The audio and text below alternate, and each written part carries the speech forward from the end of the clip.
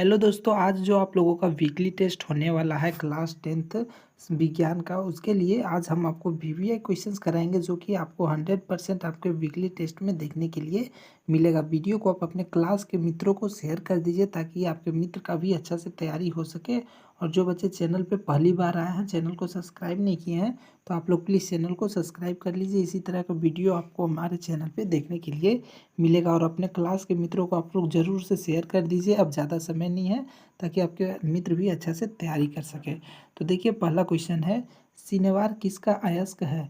Option A है तांबा, option B है सल्फर, और ऑप्शन सी है पारा, और ऑप्शन डी है सिलिकॉन। तो आपको बता दें, सिनेवार जो होता है वो पारा का अयस्क होता है। तो ऑप्शन नंबर सी इसका राइट आंसर हो जाएगा।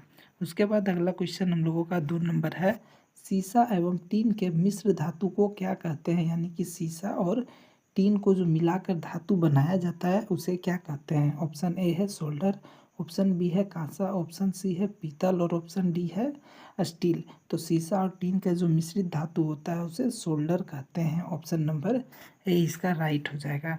उसके बाद अगला क्वेश्चन 3 नंबर है, कौन सा धातु कमरे के तापमान पर द्रव अवस्था में पाया जाता है? तो धातु तो ठोस होता है, लेकिन एक ऐसा भी धातु है जो कि कमरे के तापमान पर द्रव लिक्विड के फॉर्म में पाया जाता है। तो वो है पारा। ये सब क्वेश्चन जो है बच्चों आपके वीवीआई एकदम है, जितना भी इम्पोर्टेंट आपके वीकली टेस्ट के लिए है उतना ही ज़्यादा इम्पोर्टेंट है आपके बोर्ड एग्ज़ाम 2025 के लिए। तो ये सब क्वेश्चन को आप लोग अच्छा से रट लीजिए। 4 नंबर क्वेश्चन है, कौन सा अधातु कमरे के तापमान पर द्रव अवस्था में रहती है? तो एक ऐसा भी अधातु होता है जो बच्चों, अधातु जो कि कमरे के तापमान पर द्रव होता है। तो वो कौन सा है? तो वो ब्रोमीन होता है, जो कि ये एक अधातु है जो कि कमरे के तापमान पर द्रव अवस्था में पाया जाता है। उसके बाद अगला क्वेश्चन 5 नंबर है, सबसे कठोर तत्व कौन है? तो सबसे कठोर तत्व कौन सा होता है? ऑप्शन ए है कार्बन, ऑप्शन बी है सोना, ऑप्शन सी है हीरा, और ऑप्शन डी है चांदी। तो हीरा जो होता है बच्चों, सही उत्तर हो जाएगा। हीरा सबसे कठोर तत्व होता है।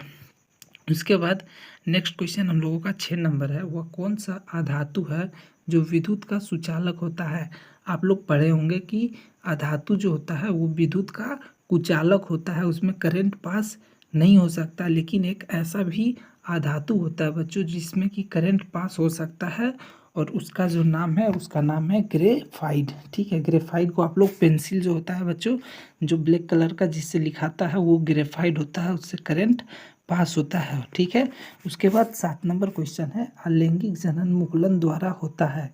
तो ऑप्शन ए है अमीबा, ईस्ट, ठीक है, प्लेज्मोडियम और लेशमानिया। तो अलैंगिक जनन जो होता है बच्चों वो ईस्ट के द्वारा होता है। ऑप्शन नंबर बी इसका राइट आंसर हो जाएगा। उसके बाद 8 नंबर क्वेश्चन है, निम्न में से कौन मानव में मादा यानी कि महिलाओं का बात किया जा रहा है जनन तंत्र का भाग नहीं होता है? तो महिलाओं में अंडाशय पाया जाता है, गर्भाशय पाया जाता है, और डिंब वाहिनी पाया जाता है, लेकिन शुक्र वाहिका जो है ये नहीं पाया जाता है। मादा का मतलब महिलाओं में।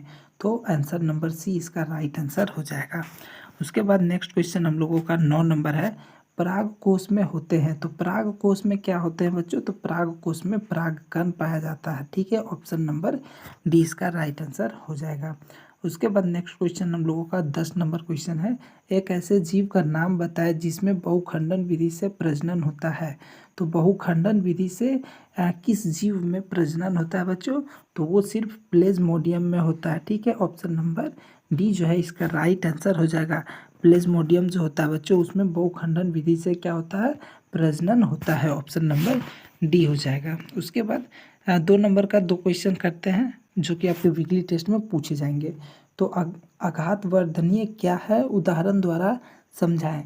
तो धातुओं को हथौड़े से पीटकर पतली चादर बनाई जा सकती है। धातु जो होते हैं बच्चों उसे पीट कर क्या किया जा सकता है कि पतली चादर के रूप में बनाया जा सकता है।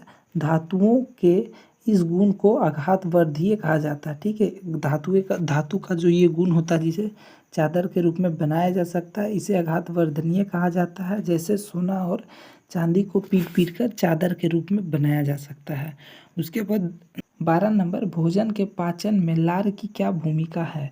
तो हम लोग जो खाते हैं उसको क्या करते हैं, जब हम भोजन को चबाते हैं तब लार में मौजूद एमिलेस एंजाइम, ठीक है, जब हम लोग खाते हैं तो पहले खाना को चबाते हैं मुंह में, और हमारे मुंह में जो लार होता है उसमें एमिलेस एंजाइम होता है जो कि भोजन को पचाने में बहुत सहायता करता है, ठीक है। और देखिए मिक्स हो जाता है और कुछ कार्बोहाइड्रेट का पाचन मुंह से ही प्रारंभ कर देता है, यानी कि लार जो होता है बच्चों, वो भोजन का जो पाचन करने का जो प्रक्रिया होता है वो मुंह से ही स्टार्ट कर देता है, ठीक है। उसके बाद 14 नंबर क्वेश्चन हम लोगों का, प्रकाश के प्रवर्तन के नियम को लिखें।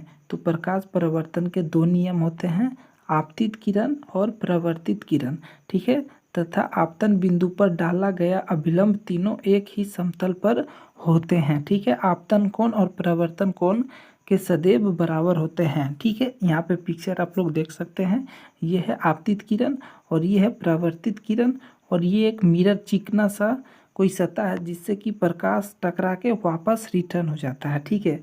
और ये एक अभिलंब, इसे अभिलंब कहा जाता है, और ये क्या होगा, ये आपतन कोण होगा और ये परावर्तन कोण होगा, दोनों क्या होता है, हमेशा बराबर होता है, ठीक है। अब अगला क्वेश्चन हम लोग 13 नंबर करते हैं। सोडियम धातु को मिट्टी के तेल में डुबोकर क्यों रखा जाता है, यानी कि मिट्टी का तेल यानी कि क्रोसिन का तेल में क्यों डुबोकर रखा जाता है।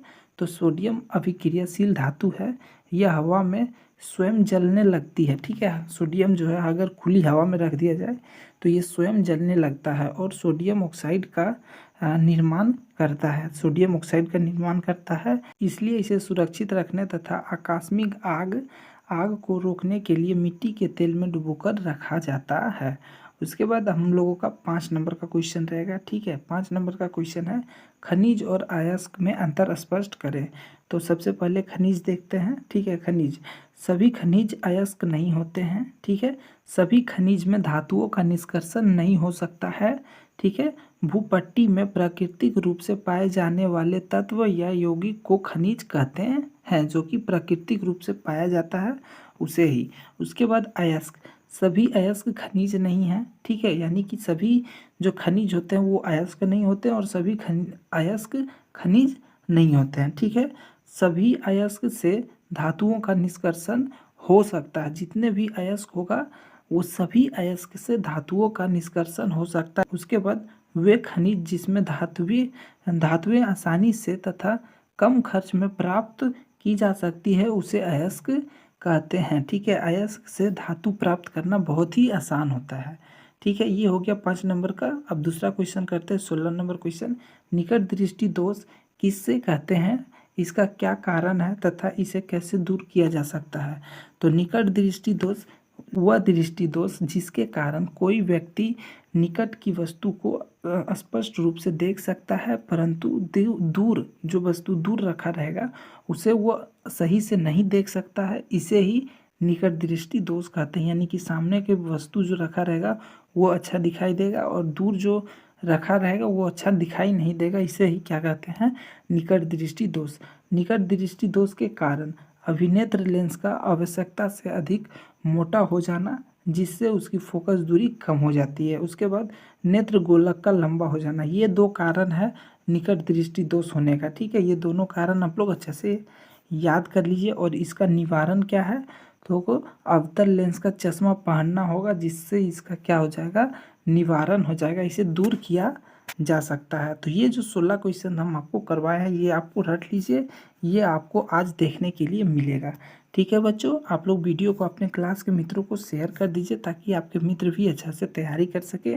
आप लोग चैनल को सब्सक्राइब करके वीडियो को लाइक कर दीजिए, हम आपके लिए इसी तरह का वीडियो लाते रहेंगे, ठीक है। फिर मिलेंगे नए वीडियो में, तब तक के लिए धन्यवाद।